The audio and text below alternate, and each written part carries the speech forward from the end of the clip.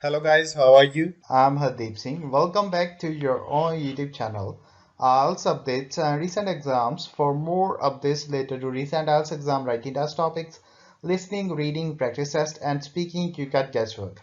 Please guys participate in everyday listening and reading practice test to achieve your desired band score in your actual IELTS exam. Please hit the like and subscribe button. Press the bell icon for the upcoming notifications.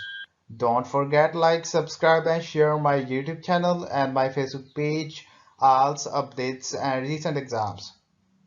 Now turn to part 1. You will hear a conversation between a clerk at the inquiries desk of a transport company and a man who is asking for travel information.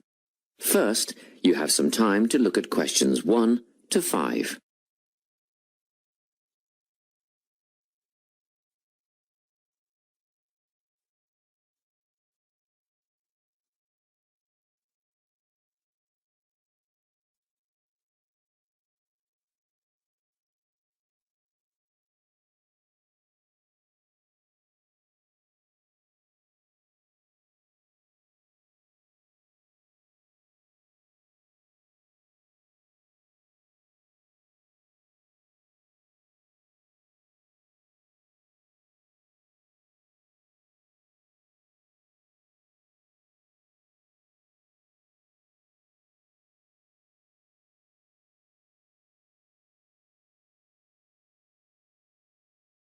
Now we shall begin.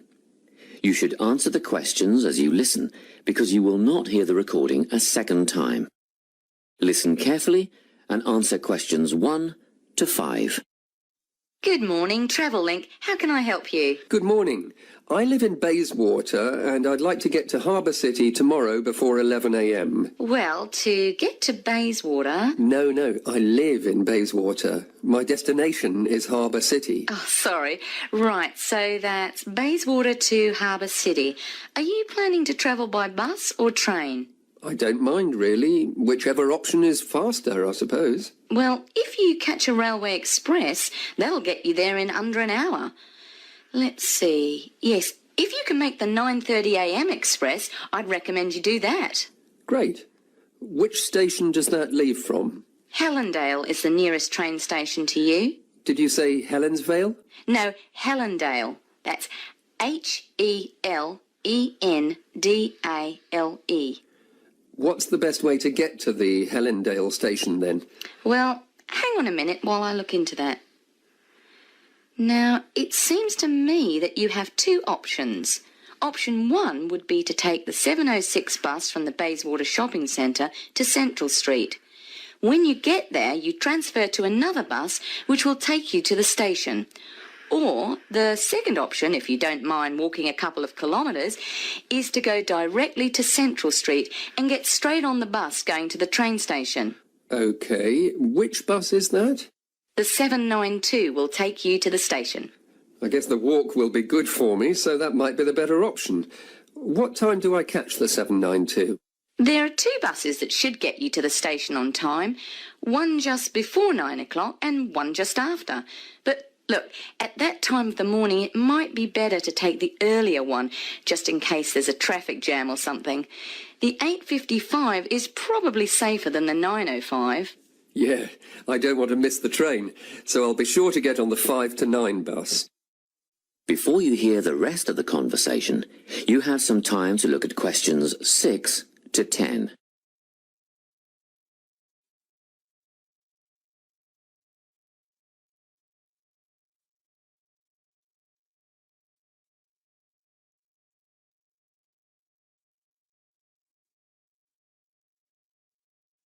Now listen and answer questions 6 to 10. By the way, how much will I have to pay in fares? Well, you can get a ticket on the bus for $1.80 cash, and you'll need $10 each way for the train. Wait, do you have a Travel Link card? No, but I can get one before tomorrow. OK, well, that'll make it considerably cheaper then. The bus will cost $1.50 each way, and the train will be... The train to Harbour City will... still costs $10 because you'll be travelling during peak hours in the morning, so no savings there, I'm afraid. However, if you could come back at an off-peak time... What does that mean? Well, if you could start your return journey before 5 p.m. or later than 7:30 in the evening... Actually, I wasn't planning on coming back till at least 8 o'clock anyway. Well, in that case, you can make quite a saving if you use your travel link card. You did say you were planning to purchase one, didn't you? Yes, I'll pick one up later today. Good. That would mean your return train journey would only cost you $7.15 with your card. Thank you. Is there anything else I can help you with? Actually, there is. Do you know if I can use the travel link card on ferries? If you're thinking of the Harbour City ferries that go back and forth between the North and South Bank, those are the commuter ferries, then yes. A one-way trip costs $4.50, but with your card you'd make a 20% saving and only pay $3.55. So $3.55 for the commuter ferry. What about the tour boats? You mean the tourist ferries that go upriver on sightseeing tours? No, they only take cash or credit card. They're not part of the Travel Link company. Oh, I see. I don't suppose you know the cost of a tour? In actual fact, I do, because I took a friend on the trip upriver just last week. We decided on the afternoon tour, and that was $35 each, but I understand that you can do the whole day for $65. Thank you. You've been a great help. My pleasure. Enjoy your day out. That is the end of Part 1. You now have 1 minute to check your answers to Part 1.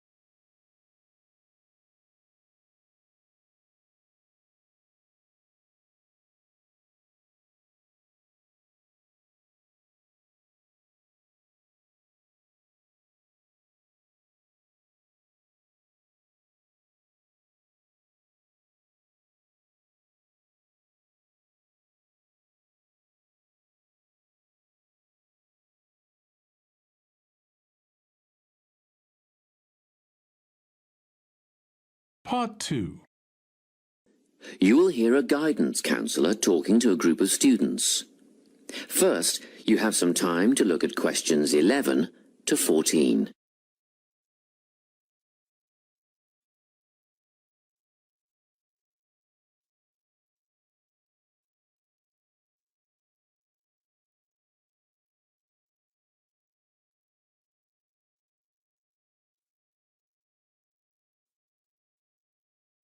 Listen carefully and answer questions 11 to 14.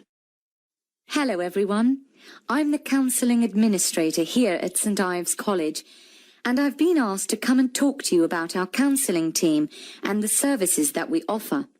We have 3 professional counsellors here at St Ives, Louise Bagshaw, Tony Denby and Naomi Flynn. They each hold daily one-on-one sessions with students, but which counsellor you see will depend on a number of factors. If you've never used a counsellor before, then you should make an appointment with Naomi Flynn. Naomi specialises in seeing new students and offers a preliminary session where she will talk to you about what you can expect from counselling, followed by some simple questions about what you would like to discuss. This can be really helpful for students who are feeling a bit worried about the counselling process. Naomi is also the best option for students who can only see a counsellor outside office hours. She is not in on Mondays, but starts early on Wednesday mornings and works late on Thursday evenings, so you can see her before your first class or after your last class on those days. Louise staffs our drop-in centre throughout the day. If you need to see someone without a prior appointment, then she is the one to visit. Please note that if you use this service, then Louise will either see you herself or place you with the next available counsellor. If you want to be sure to see the same counsellor on each visit, then we strongly recommend you make an appointment ahead of time. You can do this at reception during office hours or by using our online booking form. Tony is our newest addition to the counselling team. He is our only male counsellor, and he has an extensive background in stress management and relaxation techniques. We encourage anyone who is trying to deal with anxiety to see him. Tony will introduce you to a full range of techniques to help you cope with this problem, such as body awareness, time management, and positive reinforcement. Before you hear the rest of the talk, you have some time to look at questions 15 to 20.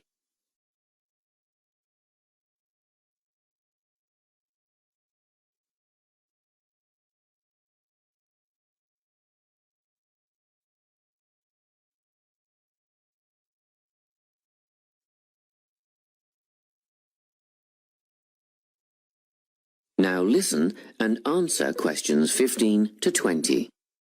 Each semester, the counselling team runs a number of small group workshops. These last for 2 hours and are free to all enrolled students. Our first workshop is called Adjusting. We've found that tertiary education can come as a big shock for some people. After the structured learning environment of school, it is easy to feel lost. In this workshop, we will introduce you to what is necessary for academic success. As you might expect, we're targeting first-year students with this offering. Getting organised follows on from the first workshop.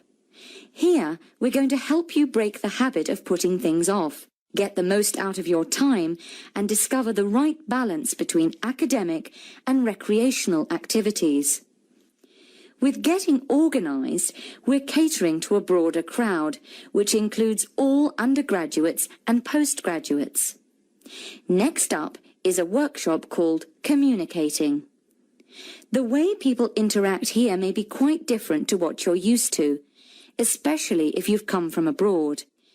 We'll cover an area that many foreign students struggle with, how to talk with teachers and other staff. We'll cover all aspects of multicultural communication. International students tend to get a lot out of this class, so we particularly encourage you to come along. But I must say that sometimes students from a local background find it helpful too, so everyone is welcome. The anxiety workshop is held later on in the year and deals with something you will all be familiar with, the nerves and anxiety that come when exams are approaching. Many students go through their entire academic careers suffering like this, but you don't have to. Come to this workshop and we'll teach you all about relaxation and how to breathe properly, as well as meditation and other strategies to remain calm. We've tailored this workshop to anyone who is going to sit exams. Finally, we have the motivation workshop. The big topic here is how to stay on target and motivated during long-term research projects. This workshop is strictly for research students, as less advanced students already have several workshops catering to their needs. Well, that's it. Thanks for your time. If you have any questions or want more information about our services, do come and see us at the counselling service. That is the end of part 2. You now have 30 seconds to check your answers to part 2.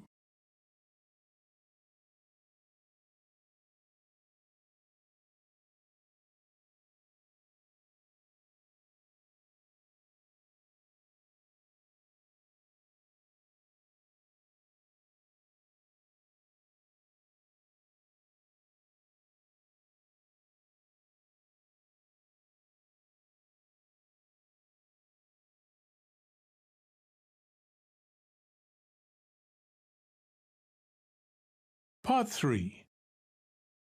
You will hear a conversation between a tutor and 2 students who are preparing for an English literature test. First, you have some time to look at questions 21 to 24.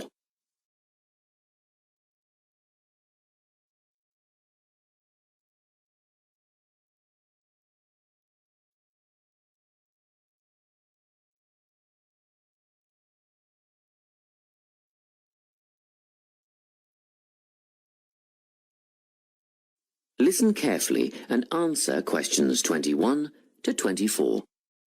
Hello, Lorna. Ian. Glad you could make it. You're the only two who put your names down for this literature tutorial, so let's get started, shall we?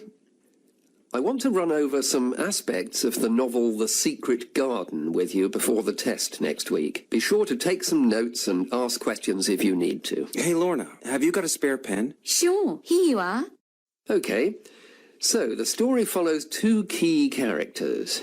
You should refer to them as protagonists, who go by the names of Mary Lennox and Colin Craven. The story is set shortly after the turn of the 20th century, and the narrative tracks the development of the protagonists as they learn to overcome their own personal troubles together. That's quite a common storyline, isn't it? Yes, you're right, Lorna. So what can you tell me about the character of Mary? Well, in the beginning, she is an angry, rude child who is orphaned after a cholera outbreak and forced to leave India and move to the United Kingdom to her uncle's house in Yorkshire. That's right. And there she meets Colin, who spends his days in an isolated room, believing himself to be permanently crippled, with no hope of ever gaining the ability to walk. The two strike up a friendship, and gradually learn, by encouraging each other, that they can both become healthy, happy and fulfilled in life. Will we need to remember a lot of these details for the exam? Just the basic outline. Examiners don't want to read a plot summary. They know what the book is about. Focus on narrative techniques instead, such as point of view. What's that mean? It's all about how we see the story. This story, for example, is written from the perspective of what is called an omniscient narrator. Omniscient means all-knowing. So, as readers, we get to see how all the characters feel about things, what they like and don't like, and what their motivations are in the story.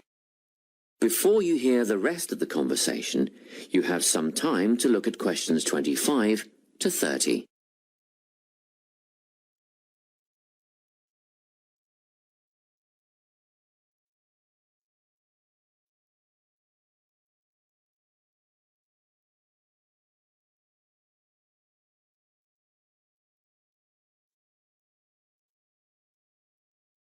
Now listen and answer questions 25 to 30.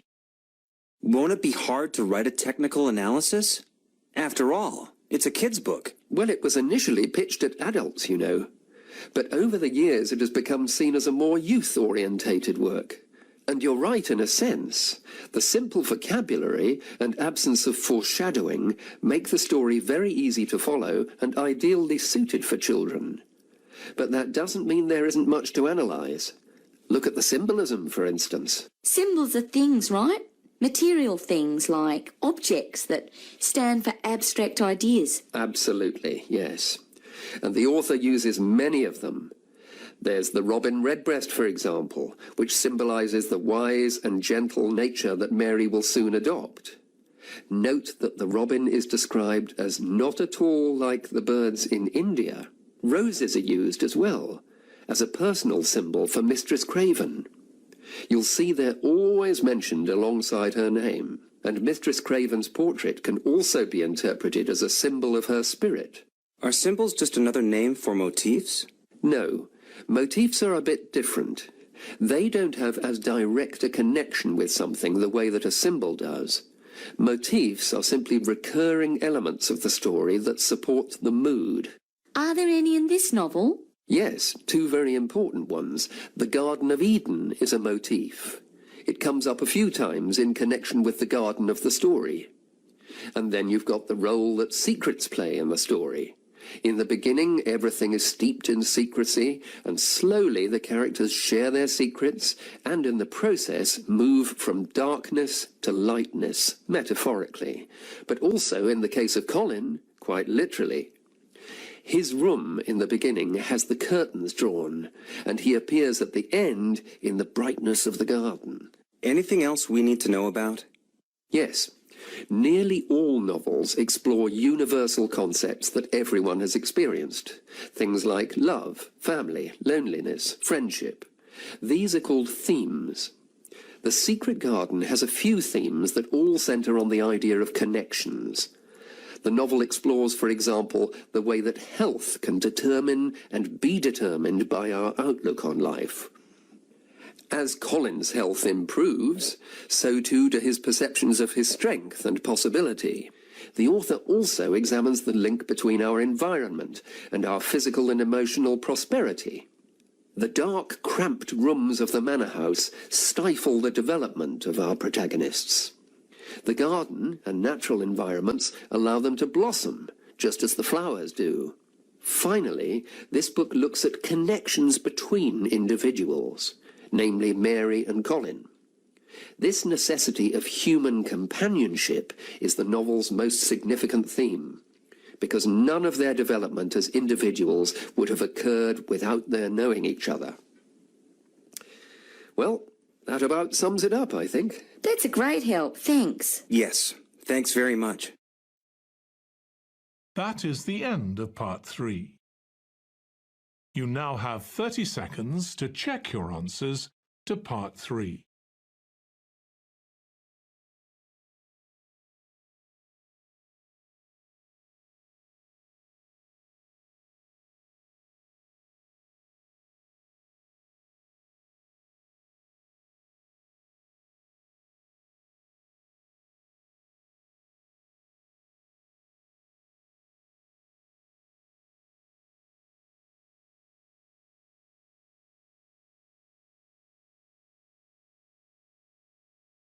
Part 4. You will hear a talk on the topic of time perspectives. First, you have some time to look at questions 31 to 40.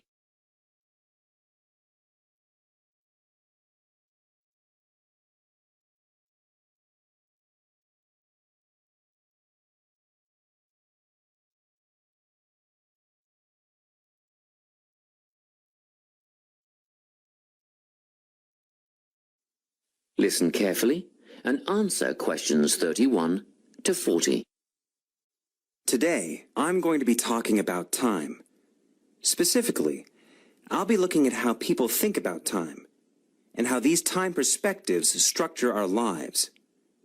According to social psychologists, there are 6 ways of thinking about time, which are called personal time zones. The first 2 are based in the past. Past positive thinkers spend most of their time in a state of nostalgia, fondly remembering moments such as birthdays, marriages, and important achievements in their life. These are the kinds of people who keep family records, books, and photo albums. People living in the past negative time zone are also absorbed by earlier times, but they focus on all the bad things, regrets, failures, poor decisions. They spend a lot of time thinking about how life could have been. Then, we have people who live in the present. Present hedonists are driven by pleasure and immediate sensation. Their life motto is to have a good time and avoid pain. Present fatalists live in the moment too, but they believe this moment is the product of circumstances entirely beyond their control. It's their fate, whether it's poverty, religion, or society itself. Something stops these people from believing they can play a role in changing their outcomes in life. Life simply is, and that's that. Looking at the future time zone, we can see that people classified as future active are the planners and go-getters. They work rather than play and resist temptation. Decisions are made based on potential consequences, not on the experience itself. A second future-orientated perspective, future fatalistic, is driven by the certainty of life after death and some kind of a judgment day when they will be assessed on how virtuously they have lived and what success they have had in their lives. Okay, let's move on. You might ask, how do these time zones affect our lives? Well, let's start at the beginning. Everyone is brought into this world as a present hedonist. No exceptions. Our initial needs and demands, to be warm, secure, fed, and watered, all stem from the present moment. But things change when we enter formal education. We're taught to stop existing in the moment and to begin thinking about future outcomes. But did you know that every 9 seconds, a child in the USA drops out of school? For boys, the rate is much higher than for girls. We could easily say, well, boys just aren't as bright as girls. But the evidence doesn't support this. A recent study states that boys in America, by the age of 21, have spent 10,000 hours playing video games. The research suggests that they'll never fit in the traditional classroom because these boys require a situation where they have the ability to manage their own learning environment. Now, let's look at the way we do prevention education. All prevention education is aimed at a future time zone. We say, don't smoke or you'll get cancer. Get good grades or you won't get a good job. But with present-orientated kids, that just doesn't work. Although they understand the potentially negative consequences of their actions, they persist with the behavior because they're not living for the future. They're in the moment right now. We can't use logic, and it's no use reminding them of potential fallout from their decisions or previous errors of judgment. We've got to get in their minds just as they're about to make a choice. Time perspectives make a big difference in how we value and use our time. When Americans are asked how busy they are, the vast majority report being busier than ever before. They admit to sacrificing their relationships, personal time, and a good night's sleep for their success. 20 years ago, 60% of Americans had sit-down dinners with their families, and now only 20% do. But when they're asked what they would do with an 8-day week, they say, oh, that'd be great. They would spend that time laboring away to achieve more. They're constantly trying to get ahead, to get toward a future point of happiness. So, it's really important to be aware of how other people think about time. We tend to think, oh, that person's really irresponsible, or that guy's power hungry. But often, what we're looking at is not fundamental differences of personality, but really just different ways of thinking about time. Seeing these conflicts as differences in time perspective, rather than distinctions of character, can facilitate more effective cooperation between people and get the most out of each person's individual strengths. That is the end of part 4. You would now have 10 minutes to transfer your answers to the answer sheet. So guys, don't forget like, subscribe and share my YouTube channel and my Facebook page, IELTS updates and recent exams. For more updates related to recent IELTS exam writing test topics, listening, reading, practice test and speaking, you got guesswork. Please guys, participate in everyday new IELTS listening and reading practice tests to achieve your desired band score in your actual IELTS exam. For more IELTS material, visit my official website www.ieltsupdatesandrecentexams.com. The link is given below in the description. If you need PDF files of latest IELTS material, then please join my Telegram channel. So guys, please write your score below the comment section. Again, thanks for listening. God bless you all guys. Stay tuned, stay safe.